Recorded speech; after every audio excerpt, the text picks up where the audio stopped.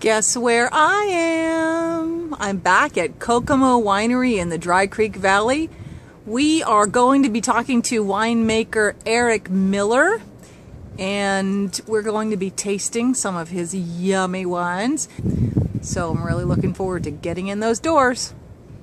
This is Monica from 50 Shades of Grape, and you may remember that a while back I interviewed Erik Miller from Kokomo Winery, and last year we talked about Zinfandel, Erik. That's right. And what are you doing that's new at Kokomo? Do you have any new wines, new varieties, new blends? Tell me about that. Yeah, we always have something new. So maybe a little bit on the Rhone focus. We're doing some Grenache, Mourvedre that was different. Of course, we've done Grenache Rosé for a while, but we started with a Grenache red wine program and a blend, a GSM blend that we're doing. So that'd be a couple of the things, but we always have something going on different and new.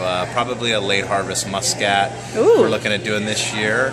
And we did some bubbles. We did some Chardonnay bubbles, the Blanc de Blanc. Really? So, yeah. Wow, new stuff for you. Yeah, so that's good. Can you give our viewers an idea of what, I know what GSM is, but the folks who are watching may not know. GSM is slang or an acronym for Grenache, Syrah, Mourvedre. Ours typically is more of a GMS, Grenache, Mourvedre, Syrah, but as the order goes, but it's kind of a classic blend from the Rhone.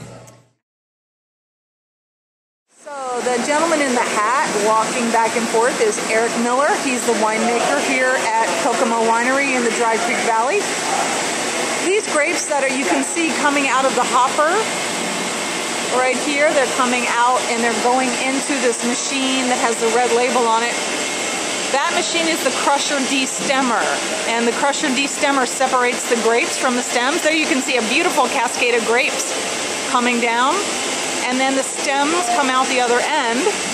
The stems are pushed out into the vineyards and used as organic matter, and they're worked back into the soil. You can see the gentleman with the shovel who's making room on the bin for those.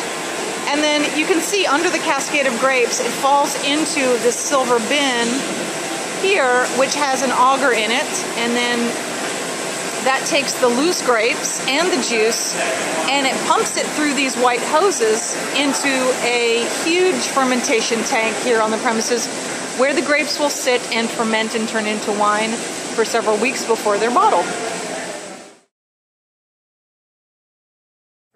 What are you really excited about? You know, I'm excited about our staples, our ones that we've had, our Timbercrest Zinfandel, our Pauline Zinfandel, our Peter's Pinot, our Peter's Chardonnay, the ones we've been doing now for since we started the winery. And it's, you know, I love to continue to make these same vineyards and you know, grow with them and learn them and feel them. And you know, it's interesting. Every year they come in just a little bit different, but it's that same old friend that you knew from past vintages, and that you've consumed all the different vintages, and you know the intricacies of the vineyard and the intricacies of the particular wine. So you know, and I love to do new stuff, don't get me wrong, but I love the you know, the traditions that we've, you know, the short traditions that we've made as well. So right. You know what I have found about your winery is that you are one of the best value wines in this area. I'm always amazed when I'm in the tasting room and I look at the tasting list at how approachable from an economic standpoint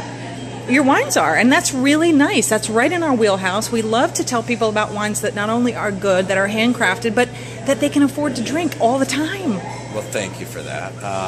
I don't know if that was done on purpose, as to say, oh, we're always going to bring you this super value wine, but my partner in a winery is a grower, fourth-generation grower. It's a beautiful thing. His land is paid for. It's been in his family for a long time.